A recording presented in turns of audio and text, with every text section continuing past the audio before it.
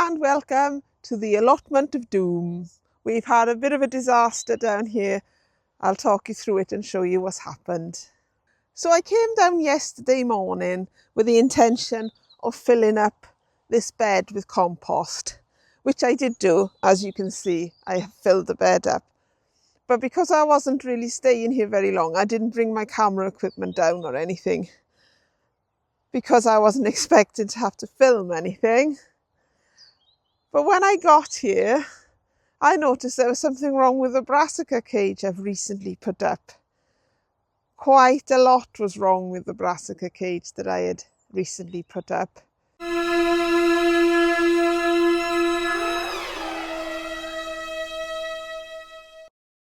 I think the uprights have come away from the frame, and as we had that storm last week, as the storm kept battering the frame, it just slowly and slowly started to move, and the uprights in each corner came away from where they were anchored in.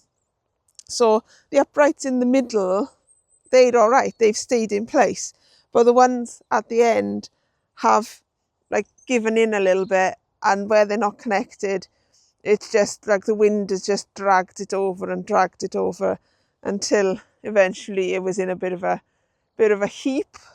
So I dragged it back into place, as you can see, but it's on the wonk an awful lot. The brassicas inside are growing lovely, I have to say. They didn't get damaged. I thought they would have been damaged by the cage moving, but no, it didn't. But I'm not sure if this is a viable option going forward, really. Let me take you in and show you what I'm talking about. So if we come in closer to this corner, you can see that that's meant to be sitting inside the frame, and it's not. It's come away. It's further this way. It needs to be back that way. And then this has given way here. This has given way up there. The roof support is no longer attached to that side. If I stand back a little bit, I don't know if that's picking up there, but that is now well and truly concaved in. So that needs to be flattened out. It's come apart in the corner here as well. And I have tried to reattach it, but what's happening is this side is in fine, but this side I can't get it to lower to go back into where it's meant to be sitting, and I think it's going to be same the other sides as well, which is ultimately probably why nobody uses a greenhouse as a brassica cage, maybe. And I don't know if this is salvageable, in all honesty. I can't fix it by myself. I need somebody down here to push while I, fiddle and get things in. And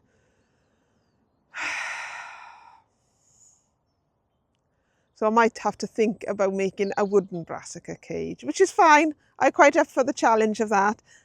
I quite like working with wood, so I wouldn't mind that at all. It was just because I had this aluminium greenhouse frame I thought I could put to use, but maybe not. Maybe it's not strong enough to withstand the winds, which I thought it would have been, because I thought the wind would have just passed through the netting, and it wouldn't have all caved in the way it has.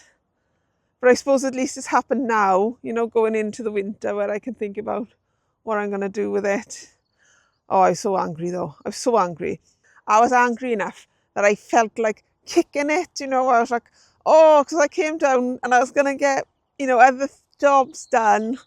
And then, well, not other jobs done, but, I was prepping for other jobs. And now I've got this to sort out again. And, like in Faulty Towers where Basil birches his car, he's hitting the car with it. Oh, I felt like doing that, honestly. It was just as well there's no bloody branches around here. Sorry for the swearing. Because I was so annoyed about it, and it really made me down. Not down, down's the wrong word, but dejected, I suppose, because you know when you've got like such a big list of things to do and you get one job done and you think, yes, that job is done, I can move on and do other things. Well, this job is not done now, is it? And I've just got to go home and think about what I'm going to do with it. I haven't had breakfast yet, so I'm going to go home now. I did the same thing this morning as I did yesterday. I brought more compost down so I could cover that bit that I've covered. And I was hoping to plant that up with the brassicas I've got, but I don't know if I'll get that done now. I don't know what I'm going to do now. I'm going to go home and have some breakfast, but stay tuned because I'll probably have more disaster for you. I've just got back from the allotment and I've just noticed I have one morning glory flower out on display. So I've waited all summer for this to come out, and I was actually about to take the plants out because they are looking a bit shocking there, and it decides to produce one now. So the other beans that are here as well, they've blown over too. Well, that one hasn't, but the one next to it has. And then I discovered that it must have self-sown a bean. But clearly it is too late in the season for anything to come of that bean. So I'll just have to take them out. But I wouldn't call it a disaster as such, but it's not how I envisaged, you know, the morning glory to be. I thought we were going to have this abundant opulence of flowers throughout the summer. And instead we have one flower towards the end of the summer, beginning of autumn. I'm going to go in and have some breakfast.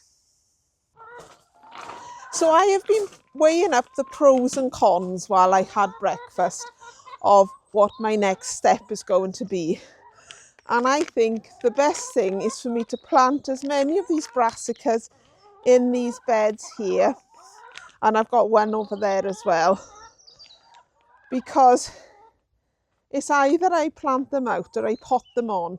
And now because I'm thinking I'm going to make a brassica cage out of wood. That's what I'm thinking.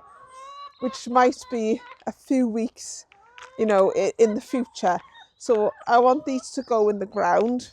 If I get these in the ground and I get the brassica cage done within the next 2 or 3 weeks, then I might dig these up and move them down there. But they will have a couple of weeks of getting their roots down and expanding and hopefully growing. And if I take a big enough root ball from here and transplant them down there, they shouldn't you know, be it shouldn't be too much of a detriment to them. So what I need to do now is give these a bit of a, you know, a bit of bloodfish and bone and a bit of lime, and then we'll go to the compost heaps at the back and get some compost from there that we can top dress this with. In a way, I feel this is a good use of my time because I've been wanting to empty the compost heap at the back here so I can go and get some manure to put in it. But I haven't got around to doing it. So I feel like this is a, you know, we're getting a couple of jobs ticked off by doing this. And I need to think about this brassica cage a bit more. So to do something different will make me feel like I've accomplished something and not dwelling on the fact that it's been a big waste of time. So I'm going to unearth the compost underneath here today. And if we get that far under there as well, I'm hoping this compost will be good. So I'll get on and dig the top layer of compost off and see what we've got underneath. These heaps need a bit of a rejig around as well. They're all sort of falling apart now. I made them out of, I got ferns that are really rooted in, so they'll need digging out. I made them out of pallet wood, but the pallet wood hasn't lasted that long. couple of potatoes. I reckon we might dig up a few. So I'll go and get a pot in case we've got a few in here. Right, I've pulled off all the bits that I don't want to use. What I've got in here now is what I'm going to put on the beds. So let me bring you in closer for a look. I've just found 3 potatoes so far, but I haven't dug down very much. And then this is the compost that I think from here on should be fine to use. So, well, there we are, look, another potato right there. But I was more wanting to show you the compost. So this is all rotted down for about 1.5 years, I think now, because I didn't get around to emptying these come the spring. So there are all the spoils on there, and what'll happen is once this is empty, I'll put cardboard down. That will go on top of there, lay it up with cardboard, and what's there will also go on top of there, and then we should be able to get that out. I'm really happy with this compost. When I first started composting my own stuff, oh, got some potatoes in there. When I first started composting my own stuff, I used to be really disheartened when I'd see my compost because I'd be comparing it to shop bought compost, but it's totally different. And this stuff has a lot more body to it than shop bought compost. It doesn't shrink as much as the ones in the bag. So I'm really pleased to be getting around to using this. I love it when a plan comes together, especially when something's gone wrong. I don't know how much compost we'll get from here. There's probably about 6 barrel loads, I think, here. And I also need to do my dahlia bed, the flower bed that's down the middle, and I need to do my tayberry bed. So I really need to give them a good feed this year because I didn't do it last year, and I think the tayberries did struggle because we didn't have that good crop from them. So it'll be nice to get that bed sorted out this year. Big stones. It's amazing how many stones come to the surface. And bits of plastic. Right, let's go and sort out that bed.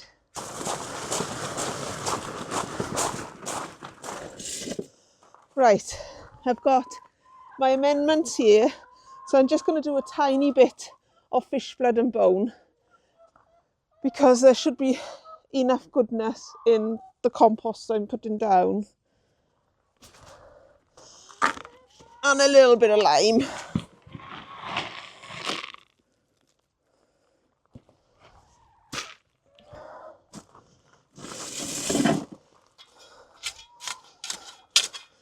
And then I just try and work out some of the big lumps.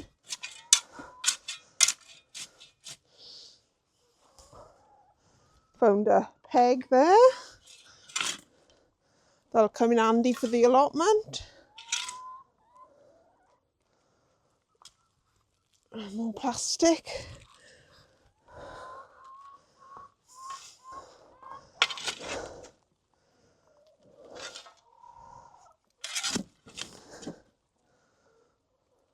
Just smooth that out now.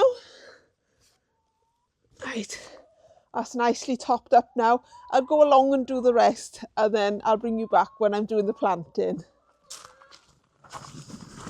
Well, this is all filled up now with fresh compost. When I was digging around this compost, I did find some cat poo in here.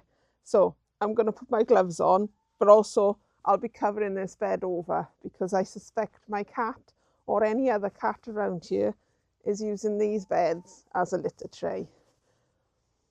So without further ado, let's get the kohlrabi in.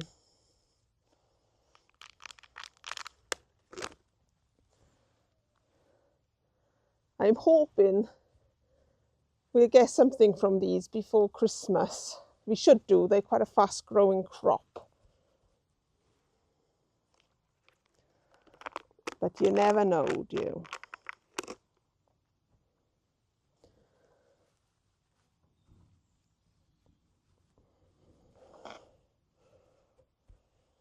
So I think we'll put all the kohlrabi together and all the pak choi together, and whatever is left, maybe I'll put into tubs. Spacing wise, I probably should allow more spacing, but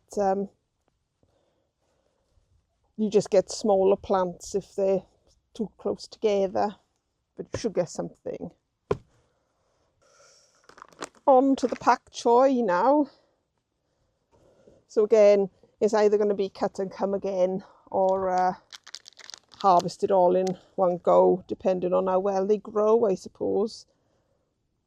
And also the chickens can have a bit, so some of them will be definitely cut and come again. In this last bed, we've got 2 pak choi plants left, and I've got 1 really good kale here, so we'll pop 1 kale and 2 pak choi plants in here.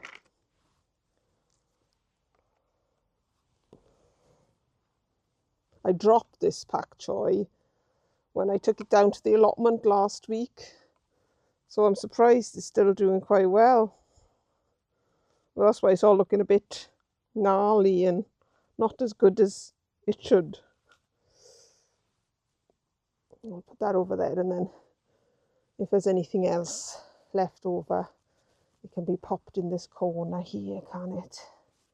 Like one of these kohlrabis. So got 3 kohlrabis left over now. I'm sure I'll be able to find a home for them somewhere.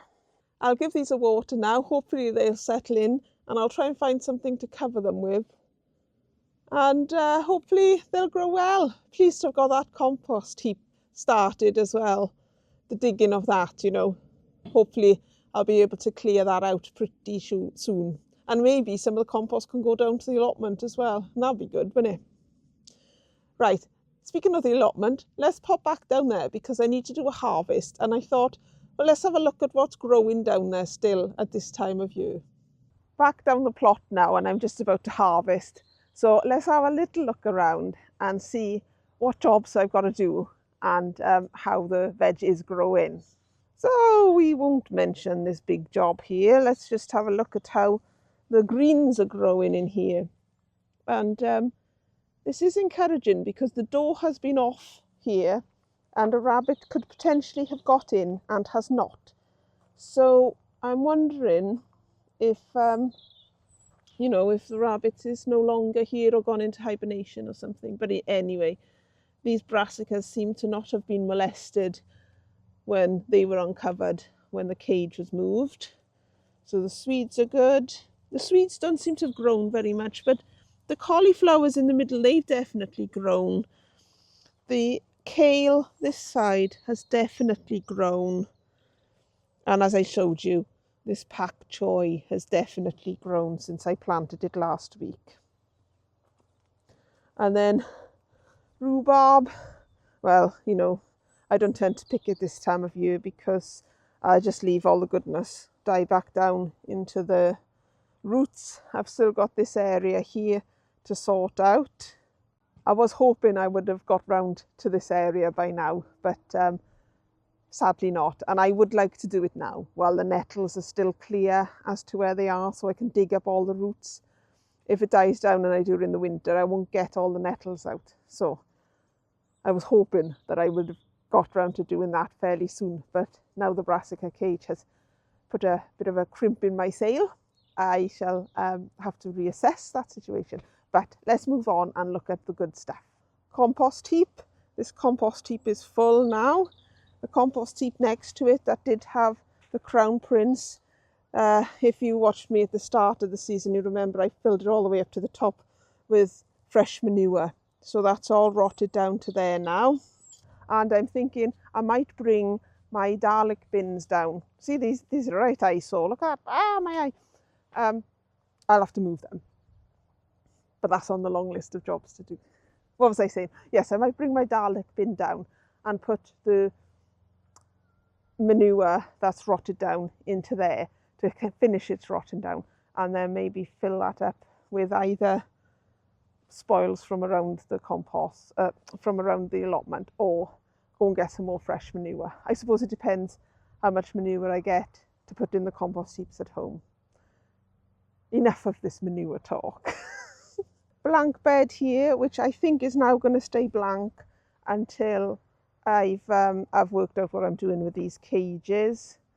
This is the leek and carrot bed.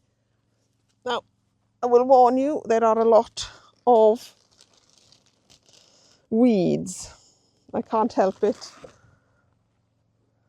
So, let's have a look.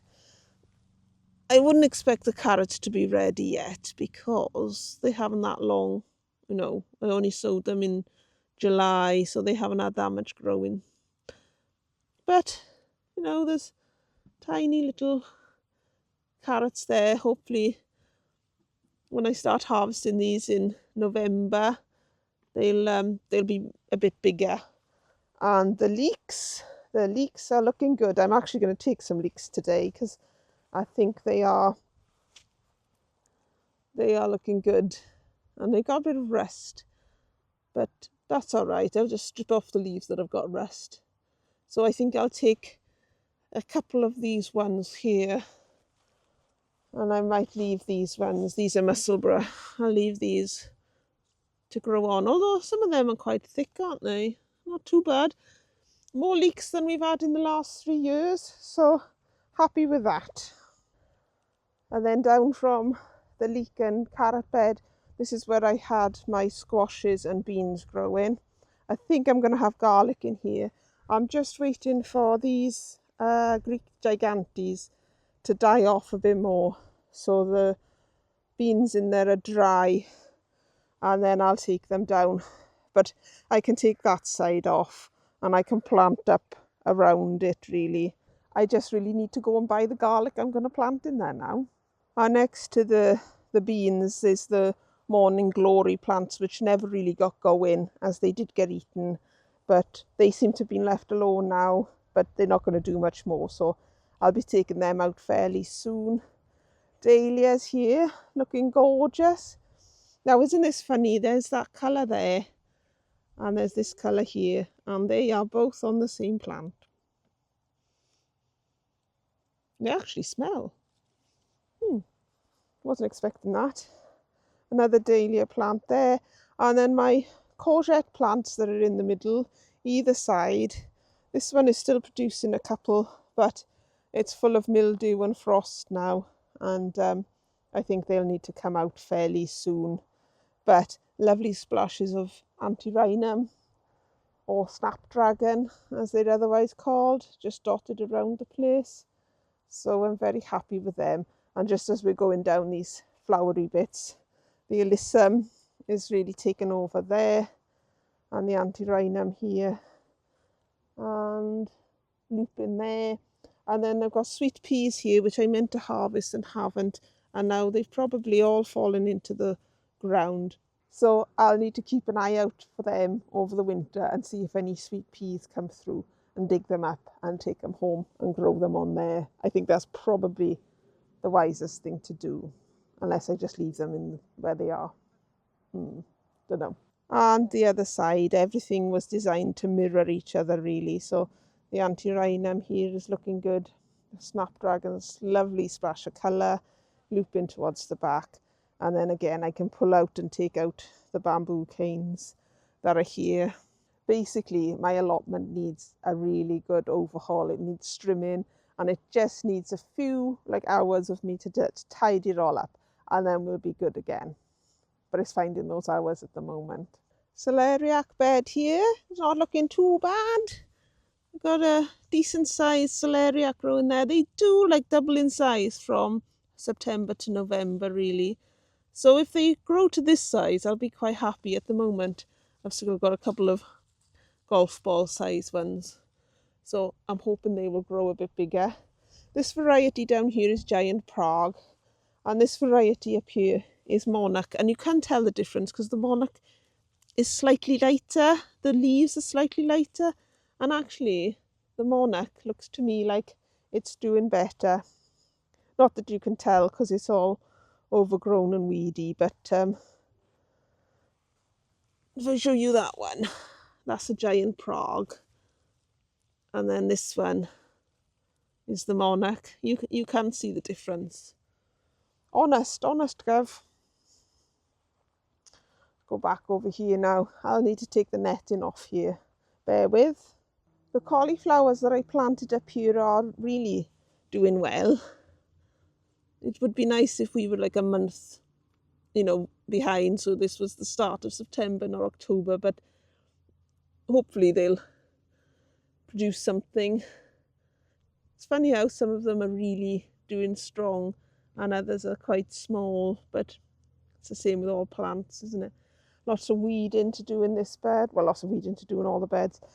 And then the Swiss chard here is still going strong. I need to do a good old harvest of this. My chickens will be very pleased indeed because they do like the Swiss chard and I quite like it too. So I'll have to try and think of a few recipes to use that in this week. And then down from the cauliflowers and Swiss chard, we've still got the tomatoes. They are still going strong. Just needed to touch that and it fell off. So these are ready to be picked. Some of them though are beginning to look like that. And they sort of like crack a bit as well. I think that's like cold, I think. So I'm not sure we'll get much more from these outdoor tomatoes down here because they all look like that. And I wouldn't eat that. That's going straight on the compost. This one doesn't look too bad. Oh, there we are, look. So these will all go on the compost. And similarly, this variety here are all Heinz. It's a bush variety. Heinz as in the tomato ketchup. And the same thing happened last year. They all went like that. They didn't ripen very quick. And then they all go a bit damaged. So I'm not sure what to do about the Heinz because they're a good, they produce a lot of tomatoes, but they don't come to fruition. So I might not grow them again next year. I don't know. I say this, don't I? And then I end up growing things. But they might not get grown next year. And then my second bed of tomatoes is a very similar situation to the first lot. They've just got black and not looking very good. I wouldn't say that that's not blight because the stems and the leaves do not show signs of blight. I think it's just where the nights have gone cold. Similarly there, they're not producing as well as they were. This one's not too bad. I could have a small harvest from here maybe, but I think it might be time to call quits on the outdoor tomatoes and repurpose the bed for broad beans, maybe garlic, maybe what else grows over winter, like lettuces and stuff like that. Sunflowers are still looking gorgeous though. I must try and save some seed from here because this variety has been really good. Really impressed with it. And then over here again, before you can see that the beds I've put in here have all lost their definition of where the bed starts and the grass finishes.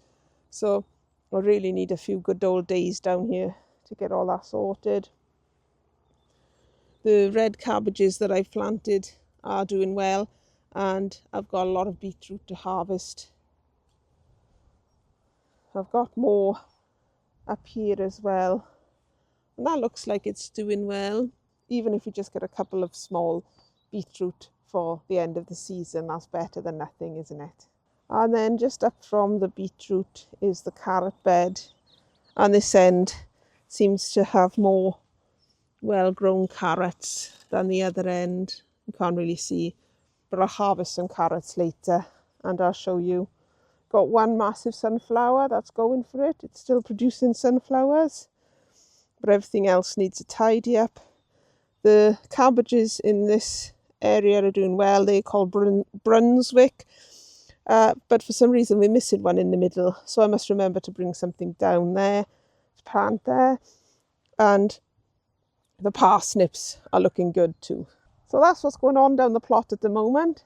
All I can say is it's a bit of a mess and needs a good old tidy up. But I'm going to do the harvest now, so I'll show you what harvest we're still getting at this time of year. Here's the harvest from the allotment. So there's a few beetroot there. The first of the leeks, I'm very excited about that. Just a couple of yellow courgettes there. A few Swiss chard leaves there. I have a selection of tomatoes. I do keep this one because I can cut that bad bit off and use the bottom bit. Some carrots there. And then in this one here, I wasn't sure if rust got into compost heaps or not. So I'm going to take them home and have a look. And if they do go in the compost heap, I'll put them in the compost heap. And if they do carry the virus into the compost, I'll put them in the normal bin. Well, that's the harvest from the allotment for this week. Let's pop home and see if I can add to it from the garden. In answer to my previous question, you shouldn't put rust leaves on the compost. It can be transmitted through the soil if it doesn't break down in the compost. Anyway, we are now in the greenhouse, so let me show you what's occurring still. I got a tiny little pepper coming from that one that I accidentally put out into the greenhouse in January, February time. So this is normally what I get every year. Not this. These like abundance here. But this is normally what I'm used to. So it's nice to see, really. And then back here, the habanero is doing well. It's beginning to produce now. There's a tiny little one there. Tiny they are, absolutely tiny. If I see my fingernail is probably about the same size as it. However, these red peppers, although there's a bit bad there, that can be cut out. They are hopefully ripening. They're taking a while now because the weather's turned. But all along here, we've got some lovely peppers ready for harvesting, and then you can see there's more yellow ones, and then there's the red ones back there. Then as we come to the aubergines, I can find one. There's still a couple. There's one there, there's one there. I think there's one on this plant as well, but I can't see it right. There we are. There's one there. So we'll have some more baba ganoush. And then you can't see very well back here because the tomato plants are all sort of a bit scraggly. But the cucumber plants that are at the back of the greenhouse, back there, they've had it now. I will take them out when I get a chance. I'll see once I've harvested the aubergines whether there's any more aubergines going to come, and if not, then I might take the aubergines and the cucumbers out. But as you can see, the tomatoes are still doing well. They're hanging down, and every time I come in, I bump my head on them, and I'm like, what's that? And then I remember it's the tomatoes that are hanging down. So I thought I'd stand back outside the greenhouse for you to have a little look at what is going on in here. So the tomatoes are more or less coming to an end now. These ones here, this one here I'm probably going to take out because the leaves have gone brown. And these are tigerilla, but they haven't cracked, so that's good. Not many in here have cracked, but you can see this one here has, but that still might be edible if I eat it now. And then the big boy and the black opal. And back there, there's still some sun gold. Oh, and over there is some Shirley still going strong. The marigolds in that pot are more or less had it now. So when I get a chance, I shall come in and try and tidy up the greenhouse a lot. I will keep the tomatoes that are going strong, but some of the other ones will have to come out. And here's the harvest from the greenhouse. We've got a fair few yellow and red peppers there. Got a couple of tomatoes, another big one there, and a few of the assorted small ones. And we've got 4 aubergines there as well. I've just put them next to the harvest from the allotment. So that's it from me for today. I started off feeling really lousy about that brassica cage, but now I've done the harvest, I'm feeling much more positive. And now I've looked at the compost and the compost heaps, that's looking good too. I've been Bethan. This has been a lovely job, and take care everybody.